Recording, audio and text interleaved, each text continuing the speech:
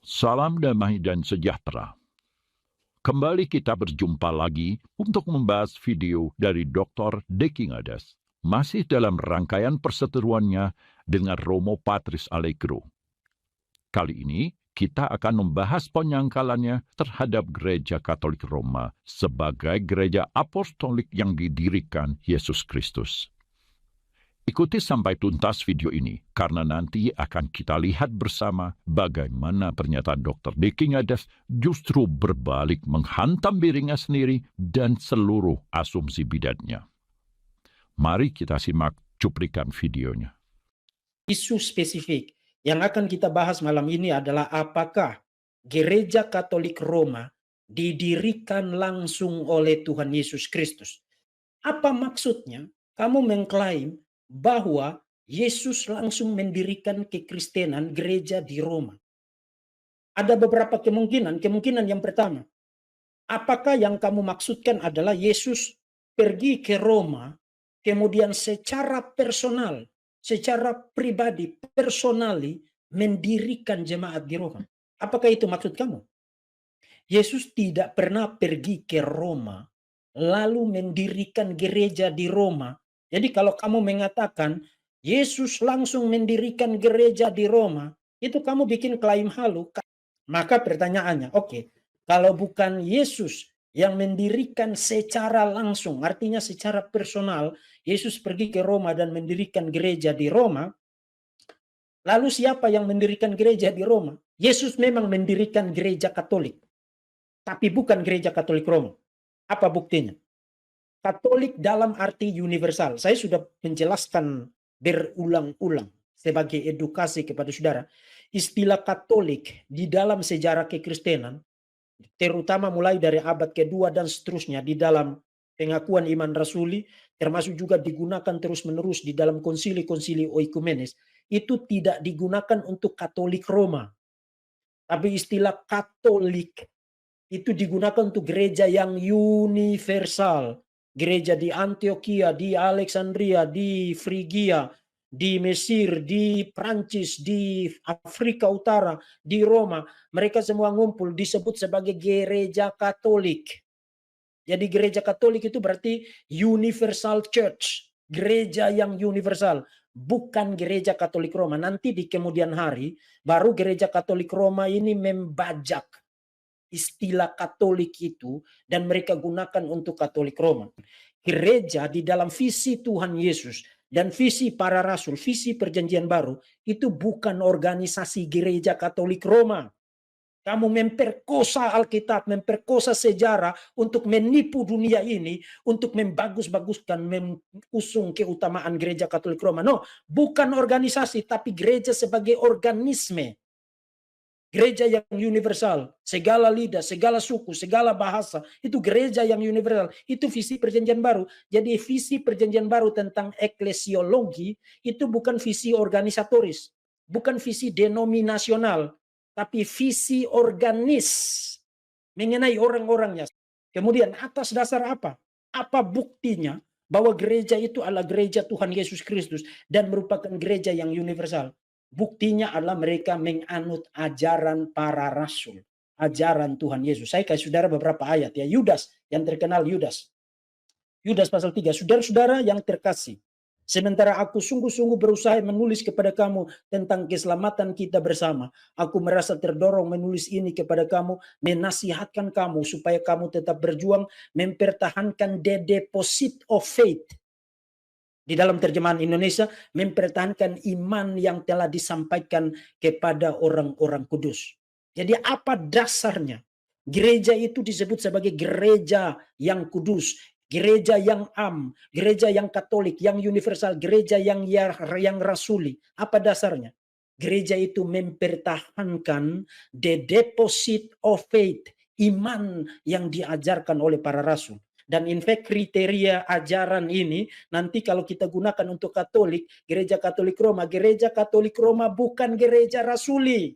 Gereja yang sudah murtad, yang telah jatuh sedemikian jauh, menggelinting di dalam berbagai macam ajaran buatan manusia. Visi tentang gereja di dalam perjanjian baru tidak pernah bersifat organisasi. Tidak pernah bersifat denominasi yang bernama Gereja Katolik Roma. Kriteria yang pertama adalah suksesi apostolik. Apakah bisopmu itu punya rantai suksesi atau tidak? Yang paling penting adalah kriteria yang terakhir, yaitu kriteria soal ajaran apostolik. Apa kriterianya? Ajaranmu sesuai dengan ajaran para rasul atau tidak? Karena logik yang Tertullianus bangun adalah para rasul tidak mungkin menurun alihkan ajaran yang bertentangan dengan ajaran mereka sendiri. Konsili-konsili ekumenis konsisten dengan visi gereja di dalam perjanjian baru, yaitu gereja yang universal, istilah lainnya adalah Katolik, yang mencakup semua bangsa, semua suku, semua lidah, semua culture, semua budaya di berbagai tempat, di berbagai wilayah pada masa itu. Disatukan oleh apa? Disatukan oleh iman yang sama, yaitu iman yang rasuli. Itu kriterianya. Kita dapat ringkaskan pernyataan Dr. Dekiniades pada cuplikan video tadi sebagai berikut. 1. Tuhan Yesus memang mendirikan gereja Katolik, tapi bukan gereja Katolik Roma. 2. Kriteria paling penting dari gereja apostolik adalah kesatuan doktrin, yaitu ajaran iman para rasul. Sudah sangat bagus bahwa Dr. Dekiniades mau mengakui dengan jujur bahwa Tuhan Yesus Kristus memang mendirikan gereja Katolik, meski dia masih tetap menolak gereja Katolik Roma sebagai gereja yang didirikan Tuhan kita. Sebenarnya, yang mengklaim sebagai gereja yang didirikan Yesus Kristus bukan hanya gereja Katolik Roma, tapi juga gereja-gereja lainnya seperti gereja Yerusalem, gereja Antioquia, gereja Alexandria, dan juga gereja Konstantinopel. Mereka semua adalah gereja Katolik yang satu, kudus dan apostolik sesuai dengan pengakuan iman Nisea. Jadi, selama semua gereja-gereja tersebut mengakui doktrin iman yang sama dan memiliki suksesi apostolik, maka mereka adalah bagian dari gereja Kristus yang sama dan didirikan Yesus Kristus. Sebaliknya, jika mereka menolak ajaran iman para rasul, entah sedikit atau banyak, status mereka jatuh menjadi bidat dan ada di luar gereja Kristus. Rasul Yakobus sudah menjelaskan alasannya. Sebab barang siapa menuruti seluruh hukum itu, tetapi mengabaikan satu bagian daripadanya, ia bersalah terhadap seluruhnya. Yakobus bab 2 ayat 10. Ini logika sederhana yang sepertinya gagal dipahami oleh Dr. Dekiniades sehingga dia tidak terima disebut bidat. Sebelum kita lanjutkan, mari kita pahami mengapa Tuhan Yesus mendirikan gereja. Kuncinya ada di pernyataan Injil ini. Sebab segala firman yang engkau sampaikan kepadaku, telah kusampaikan kepada mereka, dan mereka telah menerimanya. Yohanes bab 17 ayat 8. Jadi sangat jelas, Yesus Kristus sudah menyatakan seluruh kebenaran secara utuh kepada para rasulnya, dan mereka juga sudah menerimanya. Itulah deposit ajaran iman para rasul yang harus terjaga utuh sampai akhir zaman demi keselamatan jiwa-jiwa seluruh manusia. Nah, demi menjaga keutuhan deposit iman itulah maka Tuhan kita mendirikan gerejanya. Tanpa ada gereja, kita tidak dapat membayangkan bagaimana ajaran kebenaran yang sempurna itu dapat terjaga utuh melewati zaman. Ini sabda Tuhan. Engkau adalah Petrus, dan di atas batu karang ini, aku akan mendirikan gerejaku, dan alam maut tidak akan menguasainya. Matius bab 16 ayat 18. Gereja Katolik meyakini bahwa berdasarkan ayat ini, Tuhan Yesus telah menunjuk Petrus sebagai pemimpin para rasul dan menjadi fondasi bagi gerejanya. Alasannya sangat jelas, yaitu karena gereja harus mempertahankan seluruh deposit iman secara utuh. Dan hal itu hanya mungkin jika ada satu otoritas tertinggi. Maka, dalam kebijaksanaannya yang sempurna, Tuhan memilih satu orang dari antara para rasul sebagai wakilnya di bumi, yaitu Petrus. Jika Tuhan tidak menunjuk Petrus sebagai kepala gerejanya, maka sejak kabar pertama gereja Kristus pasti sudah terpecah-pecah. Dan kita tidak pernah tahu di gereja yang mana kita dapat menemukan deposit iman yang utuh itu. Tapi karena Tuhan sudah menunjuk Petrus, maka kita punya kepastian di manakah gereja Kristus yang di dalamnya deposit iman para rasul tetap terjaga utuh sesuai janji Kristus. Jadi, kalau akal sehat kita berfungsi dengan baik, sebenarnya tidak perlu lagi kita perdebatkan apakah fondasi gereja yang dimaksud Tuhan dalam Matius 16 itu Petrus atau iman kokoh seperti batu karang. Sekarang kita sudah bisa pastikan bahwa itu memang Petrus, salah seorang rasul yang sebelumnya bernama Simon anak Yohanes. Itu sebabnya Santo Ambrosius berkata, "Ubi Petrus, ibi ecclesia." Di mana Petrus berada, disitulah gereja. Lalu, bagaimana soal gereja sebagai organisasi yang ditolak mati-matian oleh Dr. Dekingadas? Memang benar tidak ada teks dalam kitab suci yang menyatakan bahwa gereja yang dimaksud itu berbentuk organisasi. Tapi, bentuk gereja sebagai organisasi itu hanyalah konsekuensi logis dari hasil perkembangan bertahap yang tak terhindarkan dari perjalanan sejarah panjang gereja Kristus selama berabad-abad yang harus berjuang untuk mempertahankan keutuhan ajaran iman para rasul. Maka dalam iman, kita percaya bahwa Roh Kudus sendirilah yang membimbing gereja dalam setiap perkembangannya, sehingga sampai pada bentuknya yang hierarkis monarkis seperti sekarang ini. Kita sudah tahu apa akibatnya jika menolak gereja sebagai organisasi. Lihatlah apa yang terjadi pada bidat-bidat reformasi macam Martin Luther, Calvin, Zwingli, dan lain-lain. Mereka terus membelah diri, entah sampai kapan. Kembali ke persoalan awal.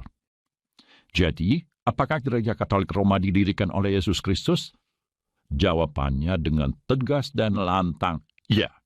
Demikian juga semua gereja lain yang mengakui Petrus atau para paus sebagai pemimpinnya. Mereka semua adalah gereja-gereja yang didirikan oleh Yesus Kristus. Mereka semua adalah bagian dari gereja Katolik. Kalau Dr. Dekingadas mau tantrum lagi, silakan saja. Tapi buktikan dua hal ini. Pertama, tunjukkan bahwa ajaran gereja Katolik Roma berbeda dengan ajaran iman para rasul. Dan sejak kapan perbedaan itu mulai terjadi? Dua, jika gereja Katolik Roma sudah bukan lagi gereja Kristus, lalu di gereja manakah deposit iman yang utuh itu sekarang dapat kita temukan? Sekarang saatnya kita menyerang balik Dr. Dekingadas. Menurut pernyataannya sendiri, gereja yang benar itu mengajarkan iman apostoli, yaitu ajaran iman para rasul. Lalu bagaimana dengan gereja-gereja Protestan? Apakah gereja-gereja itu mengajarkan iman apostolik? Jika iya, berikan alasannya dan tunjukkan gereja Protestan yang mana dari sekian banyak denominasi yang ada. Tapi jika tidak, maka Dr. Dekingadas dan semua pendeta-pendeta Protestan lain telah menyesatkan banyak orang karena mengajarkan Injil-Injil yang berbeda. Dan itu juga berarti mereka sudah ada di bawah kutukan Rasul Paulus sesuai dengan Galatia bab 1 ayat 8 hingga 9. Terima kasih atas perhatian Anda. Viva Cristo Rei.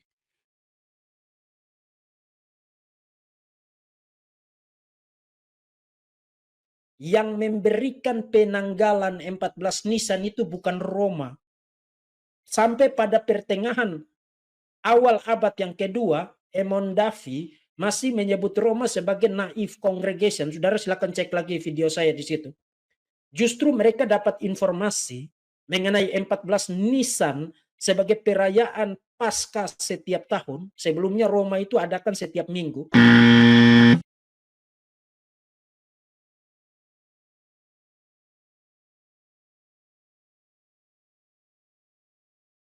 Mereka baru mengubah itu menjadi perayaan tahunan karena uskup di Roma pergi ketemu Polikarpus dari Smyrna.